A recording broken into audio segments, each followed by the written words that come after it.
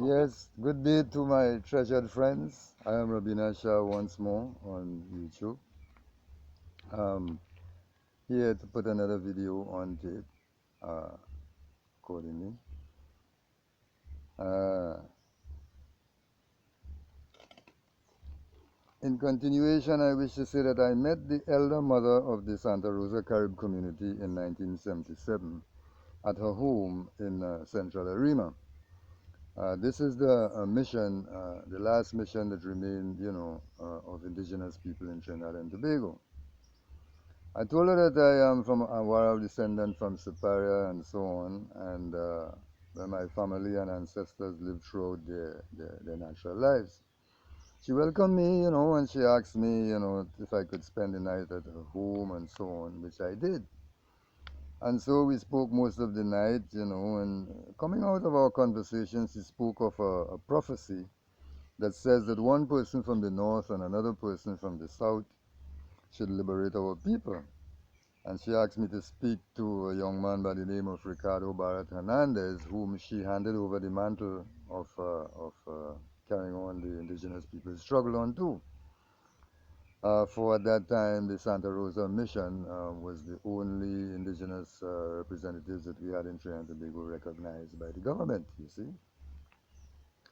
So I met Brother Ricardo at the Santa Rosa, and I was a little shocked to hear some of the Santa Rosa elders and people, speaking as if they were somehow Spaniards, or Spanish and so on. And the young man asked that, that myself and others should join the Santa Rosa mission, and become members. Um, I was not convinced that he was intent on being led by the Catholic Church and their influence within the government, you see, and not in the interest of all indigenous peoples except his followers and elders, who, in my opinion, was not clear on the matter of the rights of indigenous people and how it refers to them. So I told him, look, I cannot join the community that I feared, that I feared the government and prepared to elicit a political partisan with the government in that regard. So sometime thereafter, Professor Kanhai, a neighbor of mine, who was a professor at Native Studies at Salisbury University, Canada, he knew my family very well, that we were around and so on. He asked me to accept a contingent of Native Indians from the Manitoba chiefs that he, being a professor, wanted, he said they wanted to visit us and myself in particular in Trinidad, I told him that I was not an organized body, and I told him that the Santa Rosa mission is organized with the government and so on, and I would not be willing to appear as a sort of an adversary to them, but that we should ask the mission to receive them on our behalf, which we did, and he said, the chief said that he would receive the mission of chiefs and so on. Yet on the day of the occasion, of the chief's arrival from Canada, that young leader, Mr. Ricardo Barrett, acted as if he unilaterally brought them and got government support. The day of the meeting, the young leader did not acknowledge even my presence in the majority. He was about to close the meeting, as a matter of fact, when Professor Kanai had to insist that I address the visitors. Well, I had my speech written, but I could not in conscience, speak for the young leader disrespected my integrity publicly. He was taking the glory with impunity, and what I was about to say in anticipation of his appreciation could not be said truthfully, you know. But the young leader actually sidelined me and lost the opportunity to earn my respect, per se. Well, I had to disappoint the crowd by being silent and allow him to reveal his true character, you see. So, you see, if I am not honored in your house, I mean, how could I pretend to act as if I am, you know? So that from that day until now, the young man has treated me as a sort of an adversary, conveniently. And I'm sorry to see that he chose to ignore the prophecy of the Queen Mother Edith Martinez, who thought that we would have worked together. So today he is the chosen representative of the government and is rewarded in their service. So I'm what you would call the government's adversary, who is not even considered to be a part of indigenous people's representative, fully. For I speak to the rights and not for any favor or personal gain. I choose to fast and please my ancestors' spirits, rather than to cut another indigenous person's throat or to make my treaty-bound neighbors enemies, you see. So up to today, I support the Santa Rosa mission of First Peoples. It appears that history repeats itself, because our history as told by the Dutch of the Netherlands speaks to Hayarima as a famous warrior who fought against the Spanish, who was a fugitive, for he killed 2 Spaniards, which led to him becoming a hero among many indigenous peoples in Trinidad. The Santa Rosa community First Peoples have claimed to be like him, an Apuyo, they say, an Apuyo nation or tribe. I don't know what tribe is that, based on the Dutch history. And also the Partners for First Peoples Development, another registered NGO, they also claim to be Napuyo Indians, you see. So we are registered under the laws of Trinidad and Tobago as an NGO with bylaws to address the rights of indigenous peoples as representatives of the Warao Nation, you see, as mentioned in the first video on YouTube partially. And evidence of the religion of the Warao Nation being recognized as a world religion uh, equal to any other, whether it be Islam, Christianity, Hinduism, or as the case may be.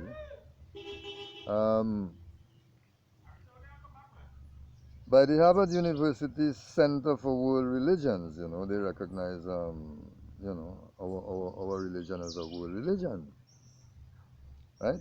So that human rights, international laws, and natural laws have influenced nations and states to create what we call constitutional laws, claimed to be supreme laws of states and even nations, you see.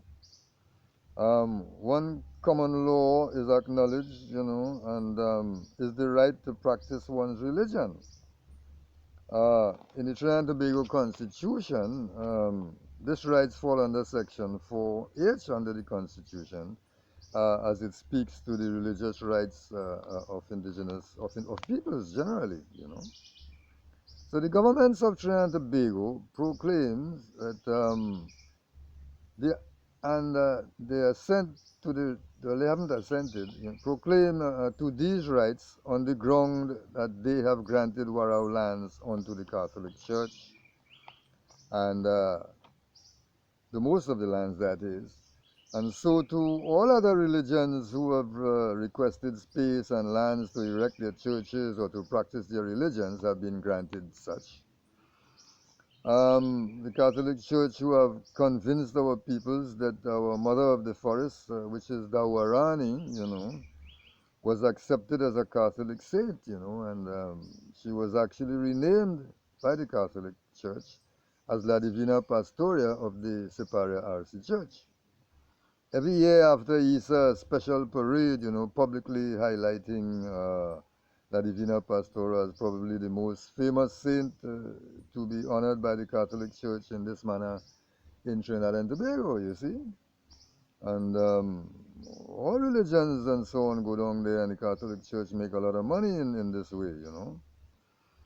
All people, know this saint and perhaps accepted Catholicism as part of their religion, and as such were misled to believe that the church had accepted us. Hence they became Catholics, for such was a means, of acceptance in this regard, and especially our survival in the light of persecution, depended upon being Catholics. Otherwise, we were missionized or probably killed, as the case may be. So our next video speaks to our rights to practice our religion, our sacred sites thus being claimed as a property of the state, who claim to be their protectors by putting the Nabarima Hill, our earth gods, of the North under the control of the National Trust of the Trinidad and Tobago government, under their rights to rule as colonial appointed sovereign of Trinidad and Tobago, which is really Warao lands, And the peoples or citizens of Nabarima Island, colonially renamed Trinidad and Tobago, which is an independent state, thus accepted colonial independence in 1962, you see, and now they're claiming that Warao lands is now theirs, you see. So one may argue that they may have been innocent or greedy or did not truly recognize themselves as the latest victims of slavery and so on, just as the native Warao and who are bound by treaty with other indigenous nations before us, before the slaves and so on. And although Eric Williams told them that the lands in question had an original sovereign, which is the Warao and so on, they perceived the natives were all dead and they celebrated our unlawful, they celebrated their unlawful acts as being the new sovereign displacing the original inhabitants, and stood in agreement with colonial masters of the gift in the name of freedom from slavery, you see. So they now from one colonial master well, the slave come we master now. So they were accessory to the crimes of their colonial masters by claiming to be citizens of colonial United Kingdom, thus owing allegiance unto their colonial masters who enslaved them. And even in their contemporary lives, they joined Chief Ricardo from the Santa Rosa mission to fight for reparation on one instance some years ago. And thus their failure to include the Warao Nation in this committee for reparations, they completely sideline us again. And this committee, failed, for their intent of the movement was to share jointly the proceeds that could be arrived from reparations, and to share this jointly among themselves, controlled by both Africans and the Santa Rosa community. But the Africans were the executive of the movement, and Chief Ricardo Barrett was merely just a member, you see. So I wish to sort of hold it there for a little while, until the next video is going to be sent out. But you see, I am trying to go step by step, it's part of a book that I'm writing really, but I need to go step by step to inform the world, with these videos on what is really happening, worldwide. Because indigenous people have lost their sovereignty, have lost their lands, and things are going from bad to worse now it seems to us that the powers of the West, as they call themselves, which is Europe, European Union and so on, and the North American people, the United States of America and Canada and so on, I think they call themselves the West now, and we are seeing what's happening in the world, as we are almost being threatened with nuclear war and that sort of thing, So I want to thank my listeners, my dear beloved friends, for listening. And I'll be coming with another video, probably in a 3-day period and so on and so forth.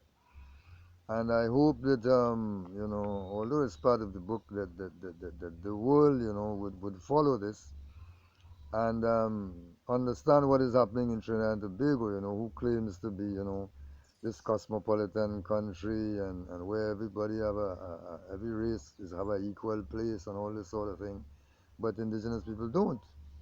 So with that, I will say to you, thank you for listening, and may the Great Spirit be with you, and have a pleasant day. Bye-bye.